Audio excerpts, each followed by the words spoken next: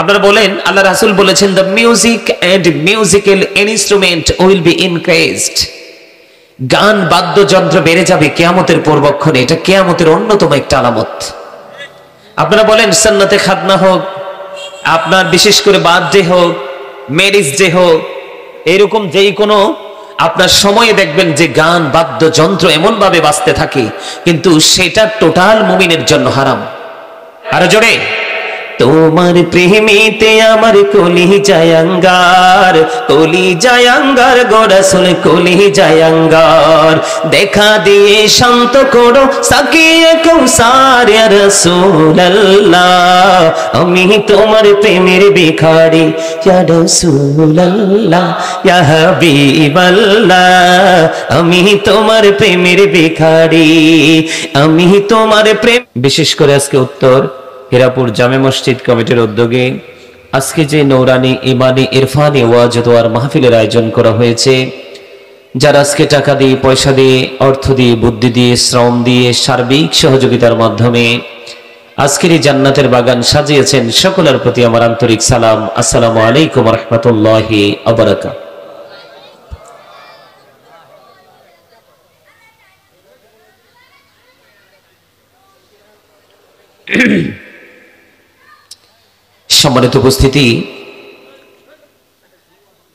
সম্মানিত উপস্থিতি, আমি আপনাদের সকলকে বিনীতভাবে অনুরোধ করব,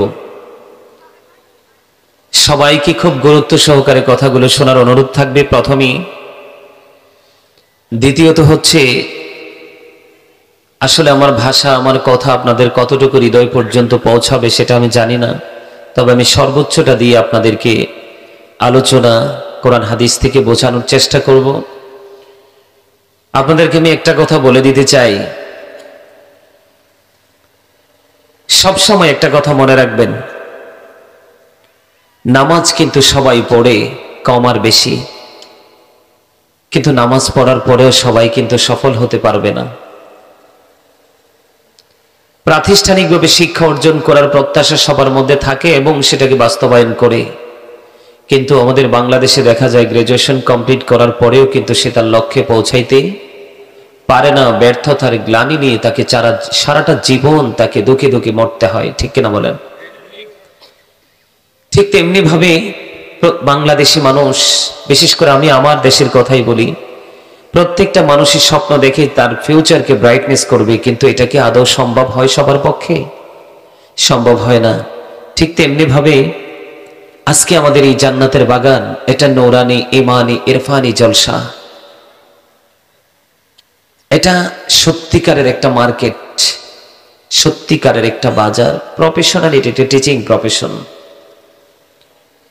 আমরা সবাই এমন একটা জায়গায় এসেছি যেই জায়গা থেকে আমরা প্রেজেন্ট অ্যান্ড ফিউচার দুটো জায়গাকে, দুটো প্লেসকে আমরা ব্রাইটনেস করার জন্য যা যা প্রয়োজন আমরা এখান থেকে সেইটুকু নিতে এসেছি, তাই তো? সম্মানিত উপস্থিতি, মাহফিলে কিন্তু সবাই আসে, কিন্তু সফল হতে সবাই পারে না। বলে, হুজুর সফলতা বলতে কি বোঝাচ্ছেন? সফলতা বলতে এটা আমি বোঝাতে চাই, আমরা কিন্তু সবাই গুনাহগার, কেউ কিন্তু নিজেকে নিষ্পাপ বলতে পারবো না।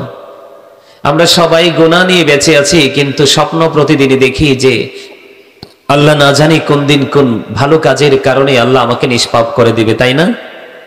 মাহফিলে সবাই আসে ঠিকই, কিন্তু সফল সবাই হতে পারে না। কেন পারে না জানেন?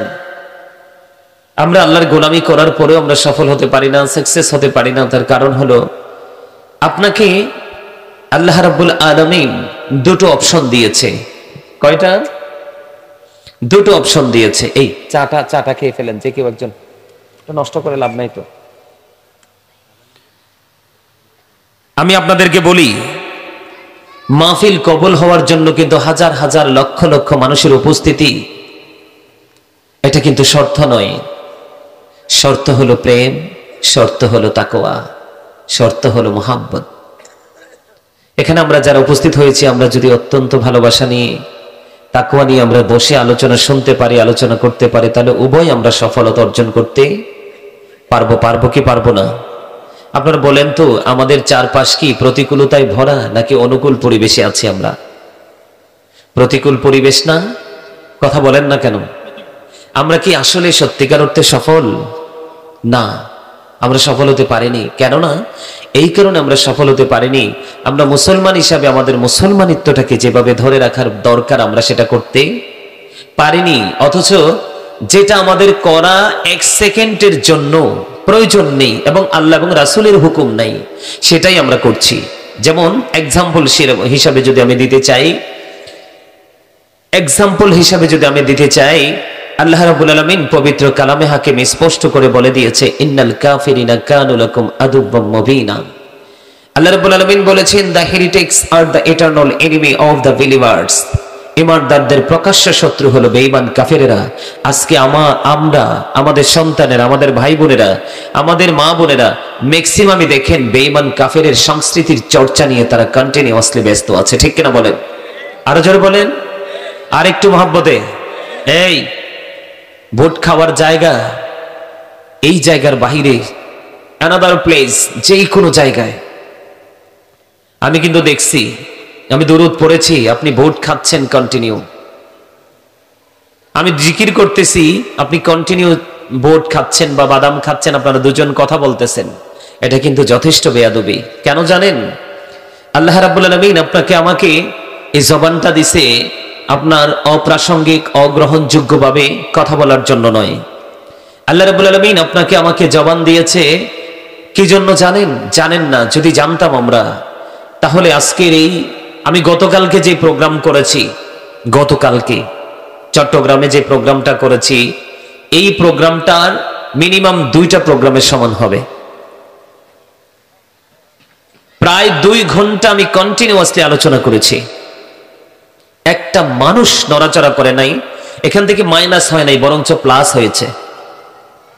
আমি যখন নেমে আসব প্রায় 12টা 40 মিনিট বাজে, প্রধান অতিথি ছিলাম তো, ওনারা বলতে, হুজুর আরো 1 ঘন্টা আলোচনা করেন। কি করেন? তাহলে আপনারা বুঝেন তাদের সিনাই কত বেশি প্রেম আল্লাহ রাব্বুল আলামিন দিয়েছে। আমি আপনাদেরকে একটা একটা করে বিভিন্ন সাইড থেকে আমি আপনাদেরকে টপিকস আকারে একটু বোঝানোর চেষ্টা করব, কারণ যথেষ্ট গাফিলতি, যথেষ্ট গাফেল মানুষ এখানে আছে, আমি বুঝতে পেরেছি। এই মাহফিলের দিনটা এলাকার জন্য একটা ঈদের দিন হওয়ার কথা, একটা উৎসবের দিন হওয়ার কথা, তাই না? কথা বলেন। অথচ বিয়ের দিন, এই দিনটা যেইভাবে আমাদের পালন করা দরকার সেইভাবে তো করিনি, বরঞ্চ উল্টো দিকে আমরা ঈদের আমেজে ভরপুর হয়ে আমাদের হৃদয়ে ধুল খেতে থাকে। ঠিক কেন বলেন?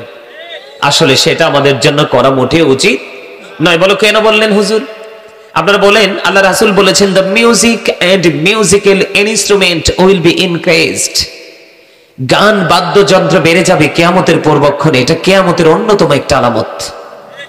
আপনারা বলেন, সুন্নতে খাতনা হোক, আপনার বিশেষ করে বার্থডে হোক, ম্যারেজ ডে হোক, এরকম যেই কোনো আপনার সময়ে দেখবেন যে গান বাদ্যযন্ত্র এমন ভাবে বাজতে থাকে, কিন্তু সেটা টোটাল মুমিনের জন্য হারাম। এটা আমাদের জন্য কি? টোটাল হারাম। কিন্তু আমরা খুব মজা করে এটাকে এনজয় করি কি করি না? তাহলে কি আমরা মুসলমান হতে পেরেছি? কথা বলেন, আরো জোরে বলেন, আরো জোরে। আপনাদেরকে আমাদেরকে কিন্তু আল্লাহ রাব্বুল আলামিন জবান দিয়েছে ভোট বাদাম খাওয়ার জন্য নয়। চা দোকানে বসে বসে চা পান করব আর মানুষের বদনাম করব, মানুষের গীবত করব, কার বাড়িতে কি হয়েছে সেটা নিয়ে সমালোচনা করব। আল্লাহ কিন্তু সেটার জন্য আপনাকে আমাকে জবান দেয়নি।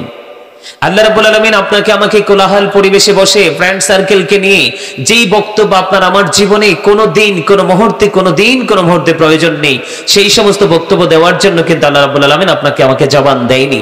জবান কেন দিয়েছে জানেন? আল্লাহ রাব্বুল আলামিন বলেছেন, remember me then I will remember you. তোমরা আমাকে স্মরণ করো, আমি তোমাদেরকে স্মরণ করব। ফাযকুরুনি আযকুরুকুম। তোমরা আমাকে স্মরণ করো, আমি তোমাদেরকে স্মরণ করব। তার মানে আল্লাহ রাব্বুল আলামিন আপনাকে আমাকে জবান দিয়েছে আল্লাহর জিকির করার জন্য। সুবহানাল্লাহ বলেন, আর জোরে বলেন।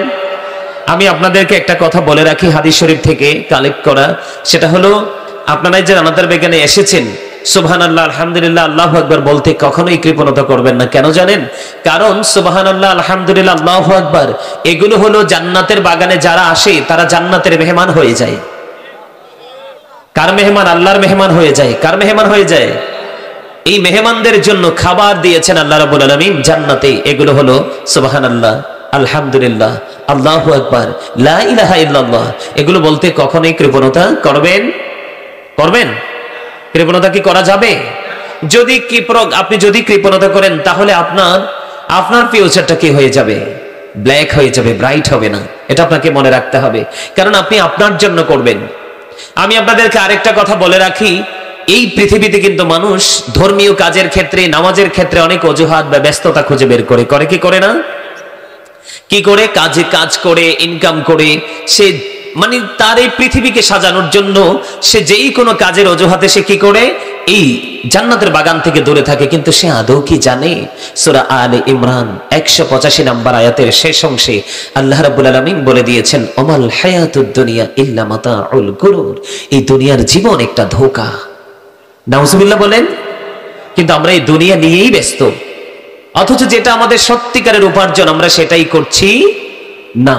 আজকে আপনারা বলেন, আমাদের বাংলাদেশ যদিও ছোট, স্মল কান্ট্রি, ছোট্ট একটা দেশ, কিন্তু এই দেশে মানুষের কিন্তু অভাব নেই। কিন্তু মানুষের অভাব আমরা কখন দেখি? যখন মসজিদে হাইয়া আলাস সালাহ বলা হয়, তখন অভাব দেখা যায়। কথা বলেন ঠিক না বেঠিক? এই দেশের মানুষ যখন কোনো ভালো কাজের জন্য তাকে ইনভাইট করা হয়, সে কিন্তু এটাকে এক সেকেন্ড দেরি করে না ডোন্ট অ্যাকসেপ্টেবল বলতে। তার কাছে এটা গ্রহণযোগ্যই না, কারণ সেটা নিয়ে তার কোনো ইন্টারেস্ট নাই। তার কারণ সেটা মজাই তো বোঝে না। দান সৎকার ক্ষেত্রে বলেন, দেখবেন 500 টাকার নোটটা সাইড করে রেখে 5 টাকার নোটটা সে বের করে দিবে। বাস্তব কথা কিনা বলেন? আর জোরে। আপনি সত্যকে সত্য বলতে হবে, মিথ্যাকে মিথ্যা বলতে হবে। আপনি স্বীকৃতি দেন বা না দেন, সত্য সত্যই, মিথ্যা মিথ্যাই। আল্লাহ রাব্বুল আলামিন বলেছেন, আকুলু কাওলান সাদীদা, সে দ্য রাইট থিং। আল্লাহ বলেছেন সত্য কথা বলো, সঠিক কথা বলো। কেন? এটা ট্রেনিং দিয়েছে আপনার আমার প্রাণের রাসূল, যিনি আপনার আমার জন্য শ্রেষ্ঠ নবী, শ্রেষ্ঠ শিক্ষক। সুবহানাল্লাহ বলেন না? বেঈমান কাফেরেরা পর্যন্ত বলেছে আপনার আমার নবীকে মিন করে বলেছেন, হি ওয়াজ ভেরি ট্রুথফুল। আপনার আমার নবী ছিলেন শ্রেষ্ঠ সত্যবাদী, আর আমরা হচ্ছি শ্রেষ্ঠ মিথ্যাবাদী। জান্নাতের আশা কেমন করে করব? ঠিক কিনা বলেন? আল্লাহর দিদারের আশা কেমন করে করব? এই প্রত্যাশা করাই তো বোকার স্বর্গে বসবাস করা, সেম টু সেম। আমার কথা আপনাদের বুঝে আসে?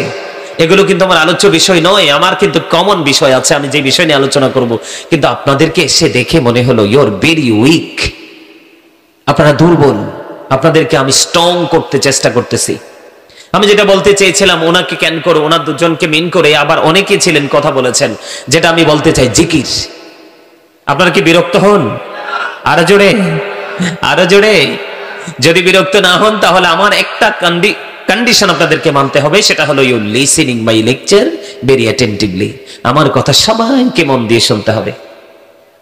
রাজি আছেন? আরো জোরে বলেন, রাজি আছেন? First condition, stop your mouth everybody. সকলের জবানকে বন্ধ রাখতে হবে। কারণ আপনি এসছেন কার কাছে? আল্লাহর ডাকে সাড়া দিয়ে, আল্লাহর দিদারের আশায়, আল্লাহর জান্নাতের বাগানে। সুবহানাল্লাহ বলেন না? আরো জোরে বলেন না? আপনারা যে এখানে এসেছেন, বসেছেন, এটা লাভ কি? আমি বলবো তো আজকে আপনাদের কাছে, কারণ আমি আপনাদেরই সন্তান, আপনাদেরই কাছে। আমি কুমিল্লার ছেলে, কুমিল্লায় পড়াশোনা, কুমিল্লায় জন্ম, সব আমার কুমিল্লাতে। আমি আপনাদেরই সন্তান। হয়তো আপনারা ইতিপূর্বে আমাকে কেউ দেখেননি।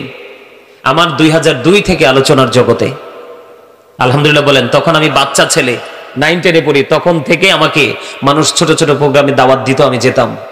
ওখানে গিয়ে আর কিছু করতে না পারতাম, কিন্তু গজল গাইতাম। সুবহানাল্লাহ বলেন। কারণ হাসান ইবনে সাবিত রাদিয়াল্লাহু তাআলা আনহু মসজিদের নববীর মিম্বরে দাঁড়িয়ে দাঁড়িয়ে নবীর শানে শান গিয়েছিলেন। আর আমার নবী খুশি হয়ে বলেছিলেন, আল্লাহ হাসান ইবনে সাবিতকে রুহুল কুদ্দুসের মাধ্যমে সাহায্য করো। সুবহানাল্লাহটা মজা হয় না তো? খাবারে লবণ না দিলে কি খেতে পারবেন? কেন? স্বাদ হবে না। এই খাবারে লবণ না দিলে যেমনি খাবার মজা হয় না, মজা না হইলে যেমনি খাবার খাওয়া যায় না, খাবার খাওয়ার উপযোগী মনে হয় না, ঠিক তেমনি ভাবে আপনাকে আল্লাহর গোলামি করার আগে আপনাকে আগে প্রেমের ট্রেনিং নিতে হবে। কারণ আপনি যদি সেটাকে ভালোই বাসতে না পারেন, তাহলে কিন্তু আপনি ওই কাজ, ওই আমল, ওই যে রিহার্সাল, ওইটার দিকে আপনাকে হাজার চেষ্টা করলেও কিন্তু কেউ আপনাকে এদিকে ধাবিত করতে পারবে না। শোনেন, আলেমদেরকে ভালোবাসবেন হৃদয় থেকে। কেন জানেন? আপনার জন্য। যাকেই ভালো লাগে আপনার, যাকেই ভালো লাগে আপনি হৃদয় থেকে আলেমকে ভালোবাসবেন। কেন জানেন? কারণ আপনার জীবনে কোনো আমল নাই, আল্লাহকে পার হওয়ার কোনো রাস্তা নাই। আল্লাহ রাব্বুল আলামিন অত্যন্ত চমৎকার ভাবে বলে দিয়েছেন, join with my dear people. আল্লাহ বলেছেন, join with my dear people, আমার প্রিয় লোকেদের সাথে যুক্ত হও। কাম টু মাই প্যারাডাইস, আমার জান্নাতে চলে আসো। আওয়াজ তুলে বলেন না সুবহানাল্লাহ। আর জোরে আল্লাহ বলেছেন, ফাদখুলি ফি ইবাদি, আমার প্রিয় লোকেদের সাথে যুক্ত হও।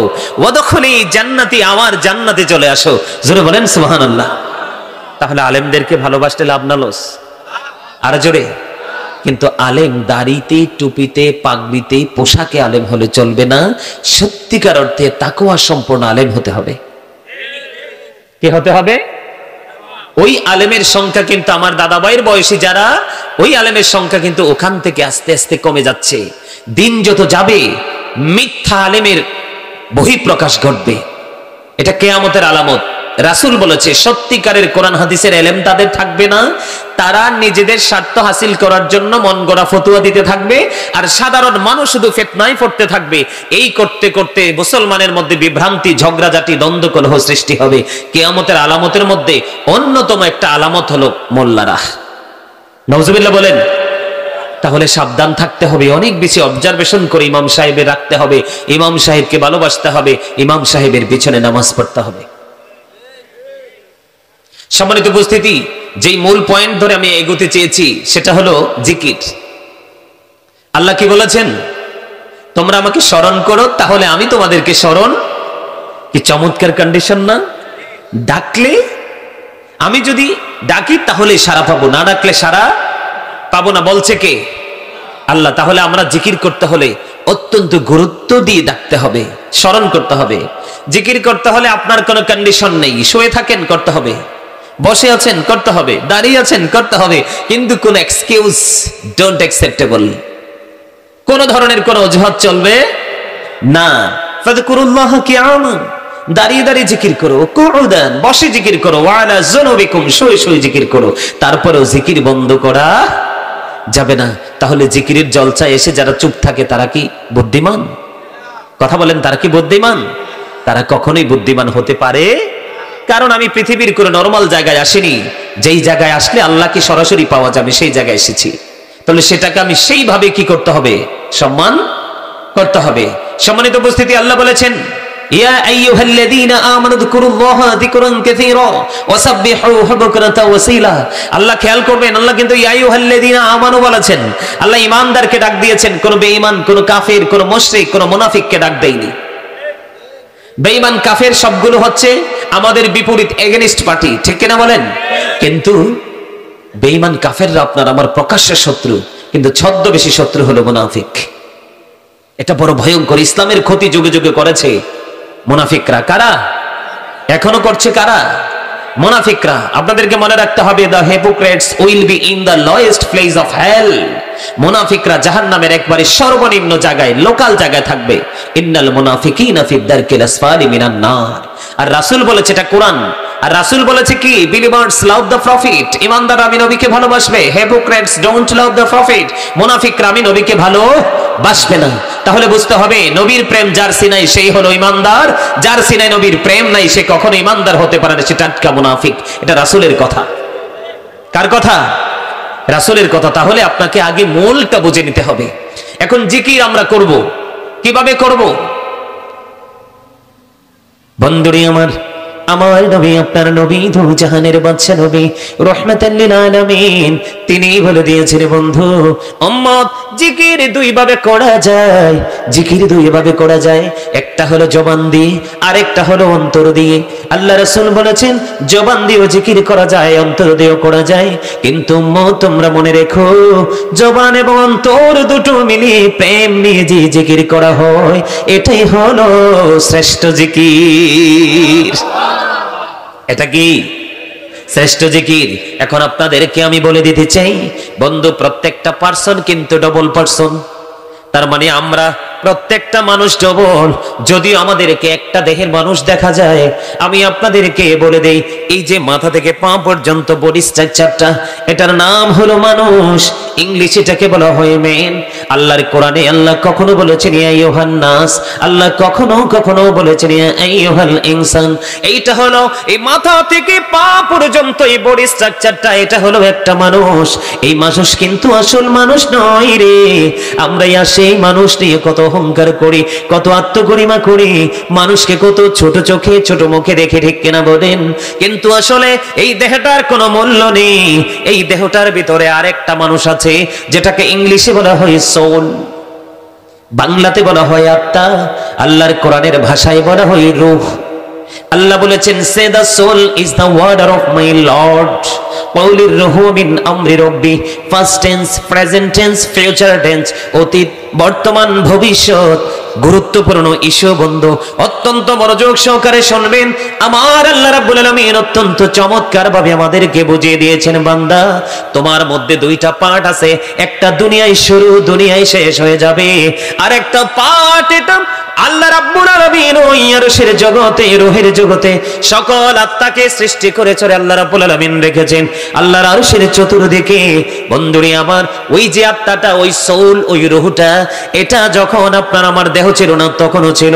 মা বাবার মাধ্যমে যখন আপনার আমার দেহটা তৈরি হয়েছে, ওখান থেকে ট্রান্সফার হয়ে এটা আপনার আমার বডিতে চলে এসেছে।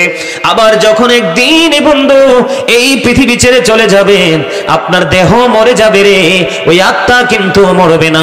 এই জন্য আল্লাহ রাব্বুল আলামিন বলেছে ওই যে আত্মার কোনো ক্ষয় নেই, আত্মার কোনো বিনাশ নাই। আত্মাটা জাস্ট আল্লাহর অর্ডার, আল্লাহর নির্দেশ। এটা শুধু প্লেস চেঞ্জ করে, স্থান পরিবর্তন করে। একটা মানুষের আসল মানুষ হলো, ও বন্ধু, সত্যিকারের মানুষ হলো যার আত্মাটা জিন্দা, সেটাই হলো সত্যিকারের মানুষ। আপনারা আমার কথা বুঝেন না? তো বুঝলে জি বলেন, না বলেন, ইয়েস বলেন, নো বলেন, যেটাই বলেন আপনারা একটু কনফিডেন্সলি বলবেন, আওয়াজ দিয়ে বলবেন, প্রেমময় ভাবে বলবেন, কারণ বাগানটাই প্রেমের। বাগানটাই কিসের? আরো জোরে, আরে আরো জোরে, আরো জোরে, আরো জোরে। আমি তোমার প্রেমের ভিখারি ইয়া রাসূলুল্লাহ, আমি তোমার প্রেমের ভিখারি ইয়া রাসূলুল্লাহ, ইয়া হাবিবাল্লাহ। আমারে পছন্দ করেন নাই, করলে বলেন না কেন? বাংলা ভাষাই তো বলছি, তাই না? সবাই বলেন আমার সাথে, অত্যন্ত প্রেমময় গজল। আপনারা কি গজল পছন্দ করেন না? কে কে পছন্দ করেন? দুইটা হাত তুলে দেখান তো দেখি। আল্লাহর হাবিবের শানে গজল কে কে পছন্দ? সোজা করে, সোজা করে, একদম স্ট্রংলি বলতে হবে, হাত নামান। তাহলে আমি যখন ছেড়ে দিব আপনারা ধরবেন, পারবেন তো? আরো জোরে বলেন, পারবেন? আমার সাথে গান, একবারে সহজ ভাষা, সহজ সুর। আমি তোমার প্রেমের ভিখারি ইয়া রাসূলুল্লাহ, আমি তোমার প্রেমের ভিখারি ইয়া রাসূলুল্লাহ, ইয়া হাবিবাল্লাহ। আমি তোমার প্রেমের ভিখারি, আমি তোমার প্রেমের ভিখারি ইয়া রাসূলুল্লাহ, আমি তোমার প্রেমের ভিখারি। তোমার প্রেমের গোড়া সুরে নাই যে তুলনা, নাই যে তুলনা, গোড়া সুরে নাই যে তুলনা। তোমার প্রেমের গোড়া সুরে নাই যে তুলনা, নাই যে তুলনা, গোড়া সুরে নাই যে তুলনা। তোমার প্রেমে জিন্দা হলো উস্তনে হান্নানা ইয়া রাসূলুল্লাহ, আমি তোমার প্রেমের ভিখারি ইয়া রাসূলুল্লাহ, ইয়া হাবিবাল্লাহ। আমি তোমার প্রেমের ভিখারি, বলেন আমি তোমার প্রেমের ভিখারি ইয়া রাসূলুল্লাহ। তোমার প্রেমেতে আমার কলিজায় আঙ্গার, কলিজায় আঙ্গার গো রাসূল, কলিজায় আঙ্গার। তোমার প্রেমেতে আমার কলিজায় আঙ্গার, কলিজায় আঙ্গার গো রাসূল, কলিজায় আঙ্গার। পারেন না গাইতে? আরো জোরে গাইতে হবে আমার সাথে, সরে সরে। মৌচাকে যে এইভাবে মৌমাছি স্থান ত্যাগ করার সময় যে মৌমাছির একটা সুর আসে দেখেননি? এটার মধ্যে 19-20 হয়নি, একই সুর, একই তাল, একই ভাবে গন্তব্যের উদ্দেশ্যে চলে যাওয়া, ঠিক কিনা বলেন? আরো জোরে। তোমার প্রেমেতে আমার কলি জায়াঙ্গার গো রাসূল কলি জায়াঙ্গার। দেখা দিয়ে শান্ত করো সাকিয়ে কৌসার ইয়া রাসূলুল্লাহ, আমি তোমার প্রেমের ভিখারি ইয়া রাসূলুল্লাহ ইয়া হাবিবাল্লাহ, আমি তোমার প্রেমের ভিখারি, আমি তোমার প্রেমের ভিখারি ইয়া রাসূলুল্লাহ, আমি তোমার প্রেমের ভিখারি। হিজাবটাও দেখাও ধন্য করো মোরে, ধন্য করো মোরে গো রাসূল ধন্য করো মোরে। হিজাবটাও দেখাও ধন্য করো মোরে, ধন্য করো মোরে গো রাসূল ধন্য করো মোরে। তোমার দিদার বিহনে পরাণ যে বাঁচে না ইয়া রাসূলুল্লাহ, আমি তোমার প্রেমের ভিখারি ইয়া রাসূলুল্লাহ ইয়া হাবিবাল্লাহ, আমি তোমার প্রেমের ভিখারি। মারহাবা বলেন আরো জোরে, আরো জোরে মারহাবা। আসবে আস্তে আস্তে 100% চলে আসবে, 45% চলে আসছে আলহামদুলিল্লাহ বলেন আরো জোরে। সভাপতি সাহেব কি খবর আপনার? আলহামদুলিল্লাহ ভালো আছেন তো? দেখছেন আমার সভাপতি সাহেবের হাসি দেখছেন, বিউটিফুল স্মাইলিং। আপনাদেরকে সেভাবে হাসতে হবে। সুস্থ থাকলে হলে, হার্টকে ভালো রাখতে হলে হাসির কোনো বিকল্প নেই। আমার রাসূলের কথা জোরে বলেন সুবহানাল্লাহ। সত্যি করে বলেন, আমি কি একটু বাড়িয়ে বলেছি না একদম রিয়েল বলেছি বলেন তো? আমার সভাপতি সাহেবের হাসি অত্যন্ত চমৎকার না? আপনাদেরকে ঠিক সেইভাবে বসতে হবে। কোন ধরনের গম্ভীরতা, কোন ধরনের গোমরাহি মনোভাব নিয়ে বসলে চলবে। যত ফ্রি থাকবেন জীবন তত ফ্রি হয়ে করে দিবে আমার আল্লাহ। আমিন বলেন না? আরো জোরে বলেন। ভালো থাকতে হলে, সুস্থ থাকতে হলে কুস্তি খেলায় যাবেন। আমার কথা না, আমার রাসূলের কথা। ভালো থাকতে হলে, সুস্থ থাকতে হলে পশুর গোশত কম খাবেন, দুধ বেশি খাবেন। আমার ঠিকটা আসতে কেন? কারণ পশুর বডিতে যত মেডিসিন ইউজ করা হয় সবগুলো গোশততে ঢুকে যায়, আর যত সবুজ শ্যামল ঘাস খায় এখান থেকে দুধ বের হয়। এজন্য রাসূল বলেছেন গোশত কম খাও, দুধ বেশি খাও। আরো যারা বলেন, যদি সুস্থ থাকতে চাও তাহলে রাত্র গভীর করে ঘুমানো যাবে না। আমার রাসূল বলেছেন রাত্র জেগে কোন ধরনের কাজ গ্রহণযোগ্য নয়। সকাল করে খেয়ে নামাজ পড়ে সকাল সকাল ঘুমিয়ে যাও, আবার তোমরা তাহাজ্জুদের সময় উঠে যাও। জোরে কোন সুবহানাল্লাহ। বলে হুজুর কেন গো, কেন গো? ওখান থেকে জিকির থেকে এখানে আসলেন কেন? এখানে আসার কারণ আমার মোবাইলটা তো সঙ্গে নাই। আপনাদের সবার কাছে মোটামুটি মোবাইল আছে, আছে না নাই? এই মোবাইল মুসলমানকে ইসলাম থেকে দূরে সরিয়ে দিয়েছে। হিন্দু, খ্রিস্টান, বৌদ্ধ, ইহুদি, নাসারাদের ধর্মীয় চর্চার জন্য উৎসাহ যোগাচ্ছে। আর আমার নবী যে কথাগুলো বলেছে সবগুলো কথা থেকে দূরে সরে গেছে। ঠিক কিনা বলেন? আরো জোরে বলেন। ও বন্ধু, এই জন্য আপনাদেরকে আমি বলে দিতে চাই, আপনারা বেশি বেশি করে জিকির করার অভ্যাস করেন, জিকির বেশি বেশি করেন। আমি জিকির থেকে গজলে চলে গেলাম। আপনারা আমার প্রাণের রাসূল বলেছেন জিকির দুই ভাবে করা যায়, ওয়াজগুলো মনে রাখেন। আমাকে আপনারা এই মুহূর্তে সবাই আপনারা টিচার মনে করবেন। আপনারা সবাই যদি কিছু সময়ের জন্য আমাকে টিচার মনে করতে পারেন, আর আমি তো আপনাদেরকে স্টুডেন্ট মনে করেছি, যদিও আপনারা আমার থেকে অনেক বেশি অনারেবল পারসন, অনেক বেশি ইন্টেলিজেন্ট, অনেক বেশি বন্ধু, অনেক বেশি বুদ্ধিমান, অনেক বেশি সম্মানী, বাবার বয়সী, চাচার বয়সী, দাদার বয়সী, আমার স্টুডেন্টদের বয়সী, তারপরে আমি আপনাদেরকে স্টুডেন্ট মনে করি। কারণ আপনাদের ভুল আছে, আমি ভুল ধরিয়ে দিব। আপনারাও মনে করতে হবে অনেক ত্রুটি নিয়ে এসেছি, ত্রুটি মুক্ত হয়ে কান থেকে বের হবো। কেনা বলেন আর ছেড়ে বলেন। এই জন্য আমি আপনাদেরকে বলে দিতে চাই, আপনার আমার প্রাণের রাসূল বলে দিয়েছে দুই ভাবে জিকির করা যায়, তবে দুইটাকে এক করে যে জিকির করা হয় ওইটা হলো উত্তম জিকির। জোরে জোরে বলুন না সুবহানাল্লাহ। আল্লাহর হাবিব বলে দিয়েছেন, আমি এক্সাম্পল দেই, একেবারে সহজ। আমার দিকে তাকান, ফলো মি। এই যে টিস্যু নিলাম আমি, আপনারা এক্সাম্পল জাস্ট আমি আপনাদেরকে বোঝানোর জন্য বলছি। বন্ধুরে আমার, আপনারা মনে করেন এই মাইক্রোফোনের মধ্যে ময়লা আছে। এই মুহূর্তে আমার জন্য সহজ উপকরণ হলো এই টিস্যু।